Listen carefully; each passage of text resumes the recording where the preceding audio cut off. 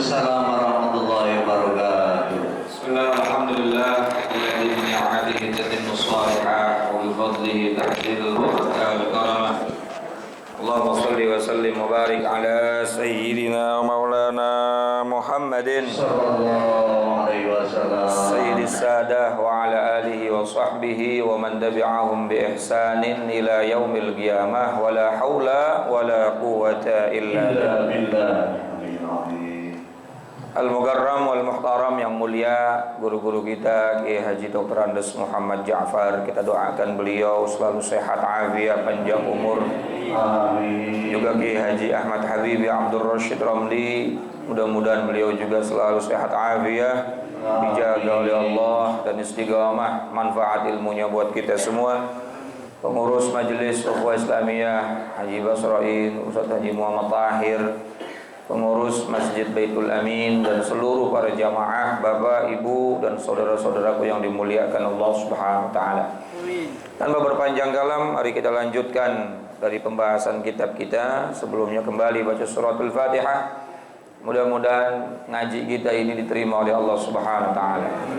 Ibadah kita ini menjadi sabab wasilah Allah ampuni dosa-dosa kita, kesalahan kita diampuni oleh Allah, dan tidaklah kita bangkit dari tempat duduk kita kecuali hajat kita digabul, diijabah oleh Allah dunia dan akhirat. Amin ya rabbal alamin. Fatiha bil qabul la hadadur rasul ala diniyah wa ala kulli niyatin salihah wa ala man wasalamu salih wa ila hadratin nabiyil mustafa sayyidina wa habibina syafi'ina maulana Muhammadin sallallahu alaihi wasallam wa ala alihi wa azwajihi wa dhurriyyatihi wa ali baitil kiram, nakhusu khasatan li hadrati muallif hadzal kitab السيد الشيخ زين الدين بن علي المليباري الفناني، سيد الشيخ نواوي بن عمر الجاوي البندني، وأصولهم وفروعهم من الله يعيد درجاتهم في الجنة ويعيد علينا من بركاتهم وأسرارهم وأنوارهم وعلومهم ونفعاتهم في الدين والدنيا والآخرة، وإلى أرواح والدينا وآبائنا وجميع المسلمين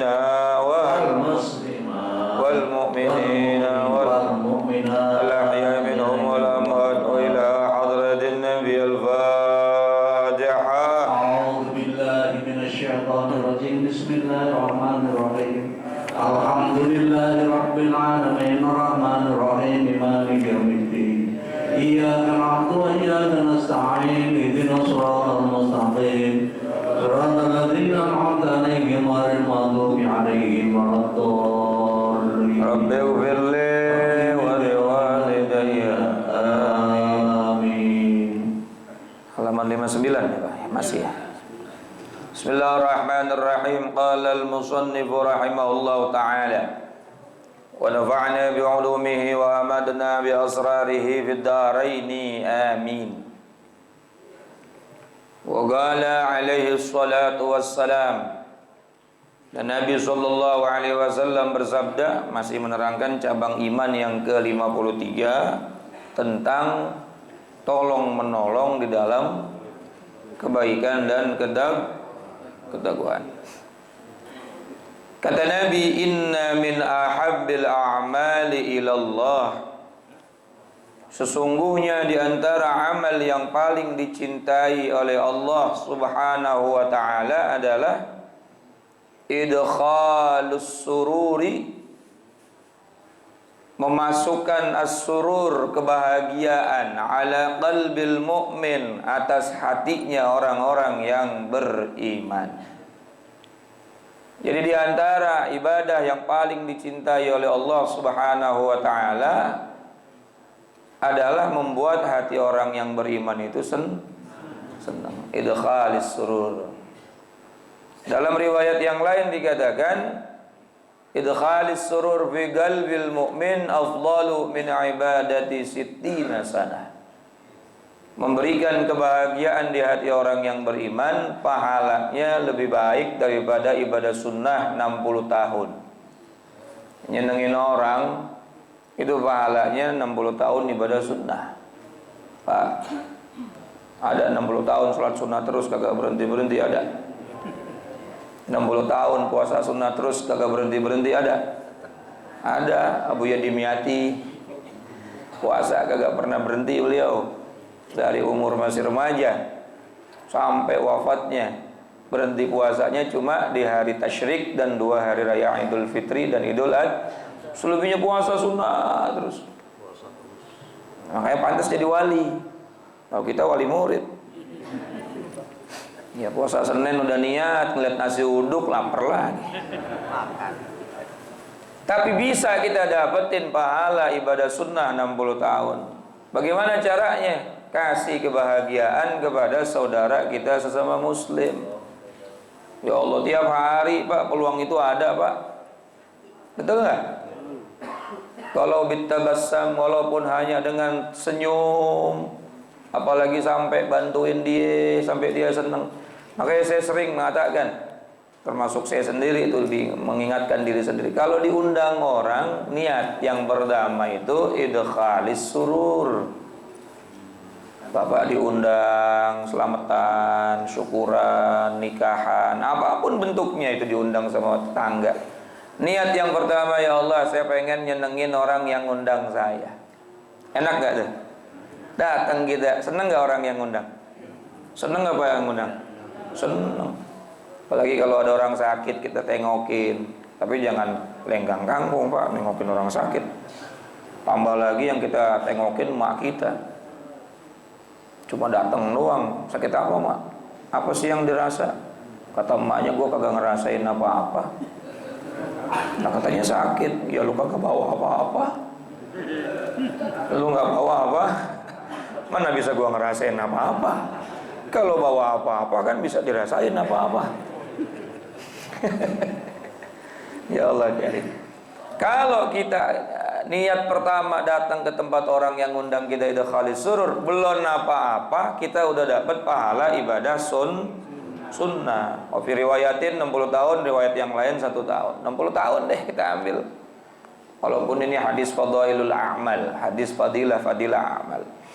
Enggak masalah untuk fadilah amal kita jadikan ini hadis sebagai motivasi spirit. Dan ternyata dalam hadis Muslim pun dikatakan bahwa afdalnya ibadah di sisi Allah itu adalah ibadah nyenengin hati orang yang beriman. Makanya kita pakai baju yang terbaik, diundang, jangan pakai baju bola, Pak. Undang tahlilan pakai baju bola.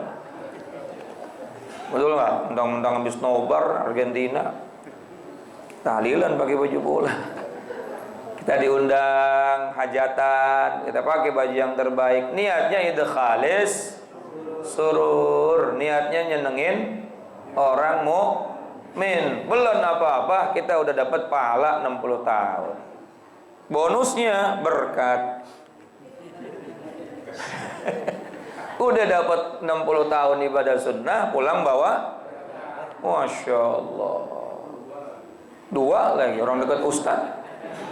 Canggih ustadz juga. Saya pernah Pak diundang orang, teman saya badannya rada gemukan. Dulu saya masih kurus, badan gemukan, dia yang pakai sorban. Nah Soebul Bait salah ngasih amplop. Yang dikasih amplop teman saya itu yang rada gemukan. Ya, yang ngasih amplop orangnya kagak di dalam, jadi kagak tahu siapa yang mimpin Yasin. Pas keluar ada yang pakai sorban cuma itu teman saya yang rada gemukan, yang dikasih amplop teman saya. Makanya dekat-dekat ustadz Pak, dapat amplop. Hadirin masyaallah, jadi ngomongin amplop sih. Idkhalis surur. Kemudian doa yang kita panjatkan juga kata Rasulullah sallallahu alaihi wasallam kagak kemana-mana tuh Pak. Nggak kemana-mana. Kita doain orang yang undang kita hajatnya, misalnya lagi akekahan biar anaknya jadi anak yang saleh, atau ada orang tahlilan biar orang-orang yang meninggal dunianya diampunin dosanya. Kita doain dengan tulus, dengan ikhlas. Apa kata Rasulullah? Tidaklah seorang muslim berdoa mendoakan muslim yang lain kecuali malaikat turun seraya berkata amin walaka mithluh, amin walaka mithluh. Subhanallah. Apa artinya Pak? Ini kalau kagak diterjemahin sampai kiamat nih. Amin walaka mithluh, ya Allah kabulkanlah doa si fulan untuk fulan bin fulan, walaka mithluh, dan berikan pula apa yang dia doakan untuk saudaranya, untuk dirinya sendiri. Artinya doanya balik lagi kepada yang enak nggak Pak? Enak nggak Pak? Itu doa balik lagi kepada kita. Contoh begini, ya Allah mudah-mudahan anak Sohibul Bait menjadi anak yang soleh. Terus kita ngomong apa ya? Amin. Malaikat ngomong amin walaka mitluh, ya Allah kabulkan. Begitu pula untuk dirinya. Hakikatnya kita doain juga anak kita biar jadi anak soleh. Itu doa balik lagi. Ada orang sakit kita doain, ya Allah mudah-mudahan saudara saya yang sedang sakit mudah-mudahan cepat diberikan kesehatan, kesembuhan. Malaikat ngaminin amin walaka mitluh, ya Allah kabulkan dan berikan pula dia kesembuhan. Artinya balik lagi ke mana? Ke orang yang doa udah dapat pahala 60 tahun ibadah, doanya nggak kemana-mana, pulang bawa berkat lagi aja yang disini. Makanya jangan males kalau diundang, syukur. Timbang diundang nggak males. Dulu saya ngomong sama bapak saya sering ngomong sama jamaah tuh kalau agak lagi ada tahlilan, lagi ada 40 harian. Bapak saya kan orangnya kalau ngomong kencang Pak. Kencang bukan berarti marah, dia memang begitu. Allah yarham, mudah-mudahan Allah ampunin dosa-dosanya.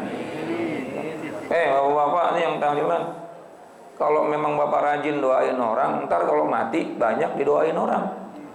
Kalau kagak pernah doain orang, jangan salahin tetangga kalau kagak ada yang doain Bapak. Gitu. Memang begitu keadaannya, betul nggak? Ini kagak pernah ikut tahlilan, giliran mati pengen ditahlilin. Doyan apa kagak orang Pak? Yo kagak.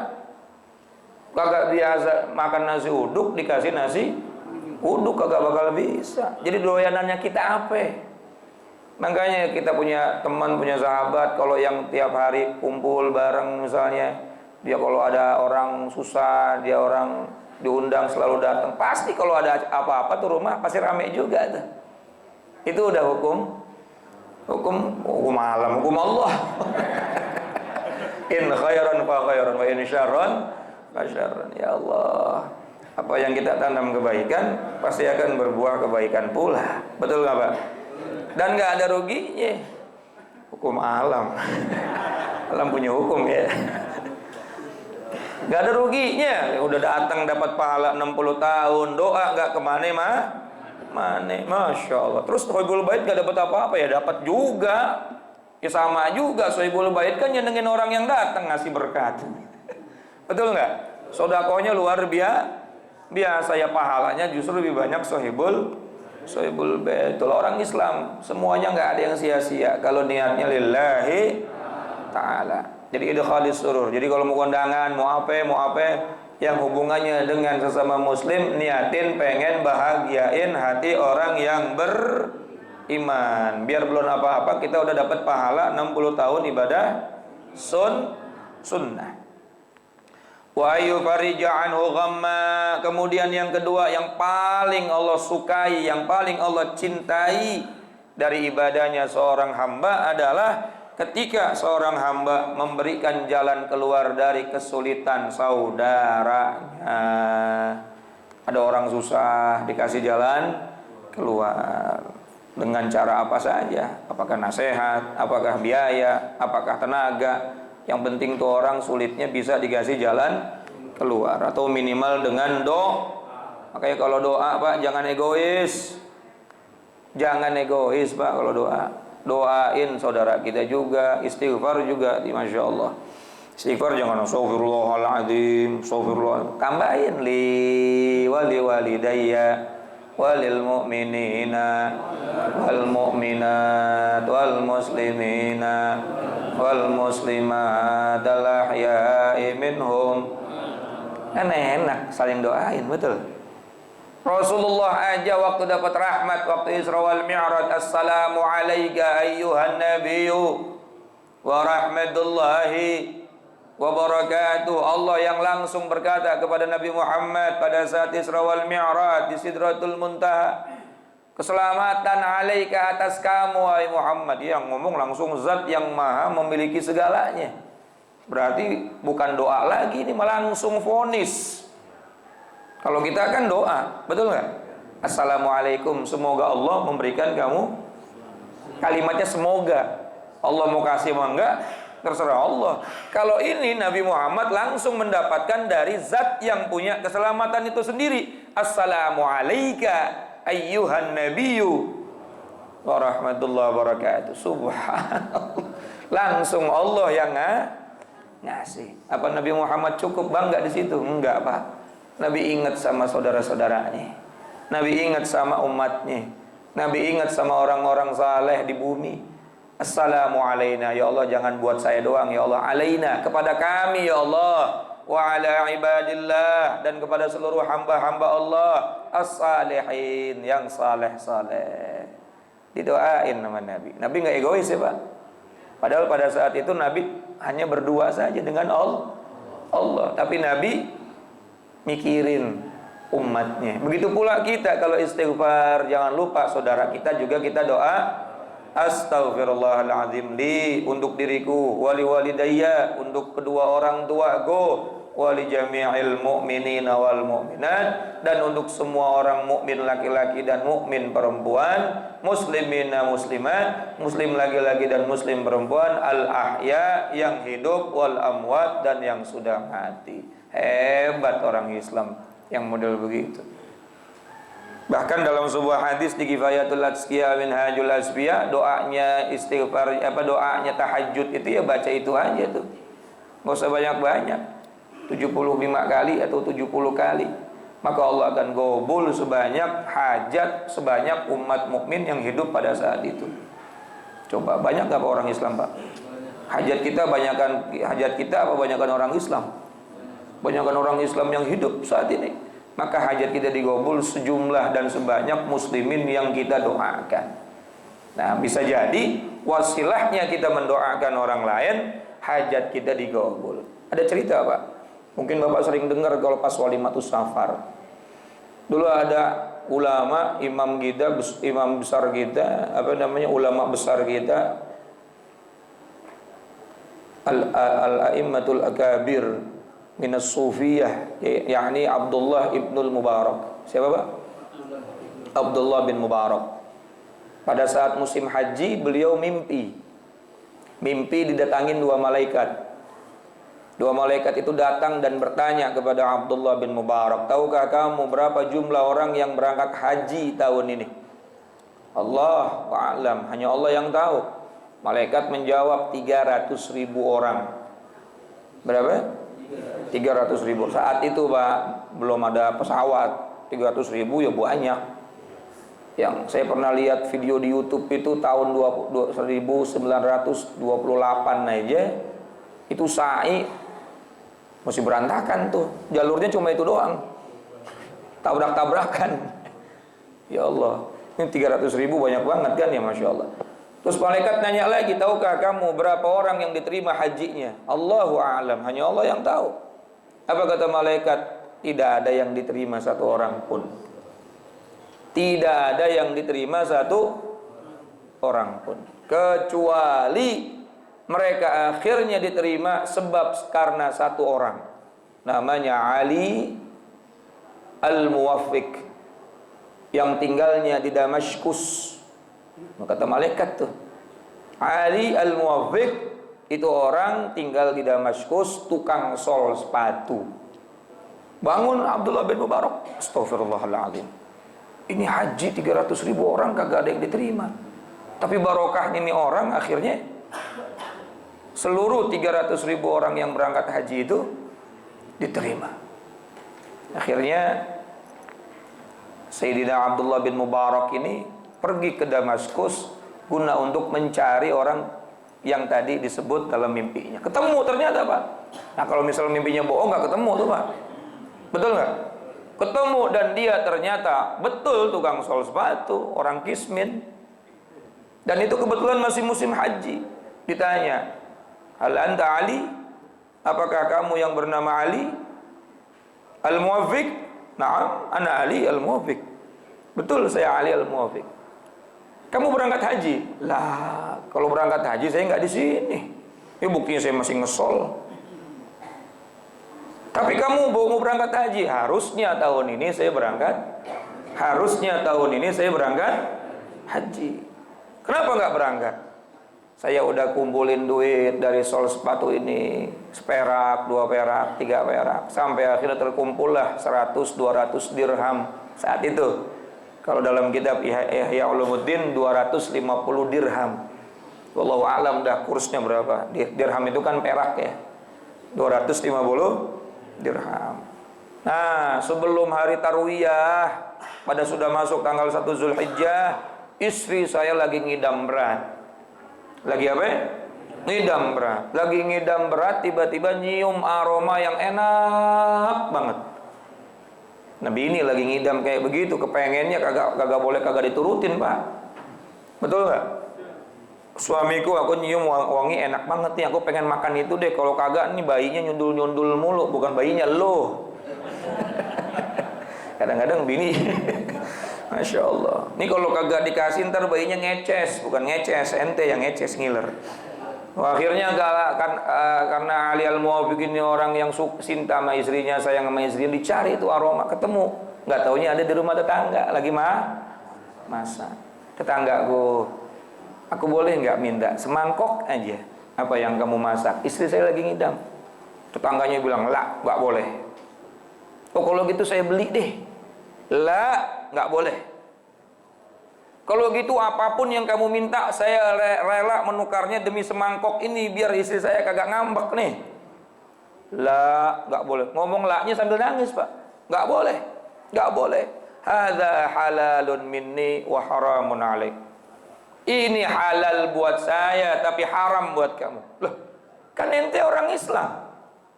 Kalau sama-sama orang Islam berarti halalnya sah. Haramnya juga. Emang ini makanan apa sih? Emang ini daging apa sih? Wah, akhirnya diceritain sama tetangganya. Ini adalah bangkai keledai. Saya udah seminggu kagak makan, satu keluarga. Saya cari yang halal kagak nemu. Saya udah usaha cari yang halal kagak nemu. Kemarin saya lihat ada bangkai keledai mati di pinggir pasar. Saya bawa pulang, saya bersihin, saya bikin sop. Halal buat saya tapi haram buat kamu, jangan kamu makan ini. Nangis Ali Muwafiq, Pak. Dia pulang, dia ambil duitnya, dia kasih sama tetangganya. Dia kasih sama tetangganya. Nih duit buat berangkat haji saya buat ente. Ente beli makanan yang banyak. Sisanya ente buat usaha biar kagak makan bangke lagi. Akhirnya dia balik lagi ke rumah, gak berangkat haji. Pak, barokahnya Ali Al-Muwafiq yang bantuin tetangganya yang kelaparan, 300.000 orang yang berangkat haji diterima hajinya. Ini jangan anggap tuh orang yang bantuin orang lain itu sepele, itu derajatnya tinggi, Pak. Makanya saya lagi banyak ceramah walimatul umroh, karena insya Allah hari Selasa saya berangkat umroh lagi, Selasa besok 44 jamaah Makarimal Akhlak. Ibu saya kandung, istri saya, anak saya, mertua, semua keluarga sama jamaah Makarimal Akhlak, santri 44 orang berangkat. Lagi keliling walimatul umroh. Saya lagi kampanyein ini nih. Kadang-kadang kita fokus sama rukun. Bagus, memang sah atau tidak sahnya ibadah itu tergantung rukunnya, betul nggak? Lah umroh kan tibang ihram, tawaf, sa'i, tahallul, tertib, kan gitu doang ya? Ya, kagak ada rukun kaulinya itu. Beda sama sholat. Kalau sholat ada rukun kauli, ada rukun yang harus dibaca. Kalau umroh kagak ada yang wajib dibaca. Andai ada doa-doa, semuanya statusnya hukumnya sunnah. Yang penting fala rafata wala fusuqa wala jidala. Jangan rofas, jangan fasik, jangan jidal. Nggak saya terangin, Pak, sampai sama umroh lagi kan. Nah, tapi ada faktor yang bikin ibadah kita diterima oleh Allah. Ada faktor X. Kadang yang sepele-sepele. Misalnya lagi capek-capek umroh, habis sa'i, habis tawaf, ada nenek-nenek minta dianterin ke kamar mandi. Betul nggak? Ada orang lagi kelaparan, ada kakek-kakek tersesat. Itu mungkin Allah lagi nguji. Betul? Nah, Ali Al-Muwafiq kagak ikut berangkat haji. Dia ada di Damaskus, tapi gara-gara dia nolongin orang pakai uang hajinya, akhirnya 300.000 orang yang berangkat haji semua barokahnya siapa? orang yang bantuin saudara muslimnya. Ini ta'awanu 'alal birri wad taqwa. Ini kadang-kadang jamaah umroh, jamaah haji egois banget. Gua kan bayar, lu juga bayar, lu urus diri sendiri, ngapain gua ngurusin lu? No, ada mutawib. No, ada panitia. Sambar geledek lu. Kagak ada tolong menolong. Ya bener, sama-sama bayar, mbok. Yang lihat di depan mata orang kesusahan tolong. Apalagi di tanah suci. Betul nggak kira-kira, Pak? Apalagi di tanah suci yang katanya 100.000 kali lipat pahalanya dibanding di tanah halal. Ya Allah karim. Wa ayyut'imahu min ju'in. Nah, mana tadi? Wa au yaqdiya anhu dainan. Kemudian paling afdalnya ibadah yang paling dicintai oleh Allah Subhanahu wa taala adalah saudaranya yang bayarin utang saudaranya. Ada orang punya utang, kemudian dia udah terlilit utang, kagak bisa bayar, lalu dia bayarin separuh, kayak seperapat, kayak syukur-syukur semuanya, tapi mana ada. Padahal ini luar biasa pahalanya. Au yut'imahu min ju'in, atau dia memberi makan orang lain dari rasa lapar. Hablum minan nas ini yang luar biasa, yang membuat hablum minallah kita berkualitas. Jadi hablum minallah kita dikatakan berkualitas kalau ada buktinya. Buktinya apa? Hablum. Tadi guru kita juga nerangin tuh, sholat itu kalau pengen diterima atau pengen kelihatan diterima, nilai-nilai sholat dilakukan di luar, nilai-nilai puasa dilakukan di luar. Dilakukan di luar puasa kapan? Ya pada saat hablum minan nas, pada saat berhubungan dengan manusia. Makanya yang namanya aqimus sholah nggak bakalan lepas dari wa'atuz, nggak bakalan lepas tuh ayatnya.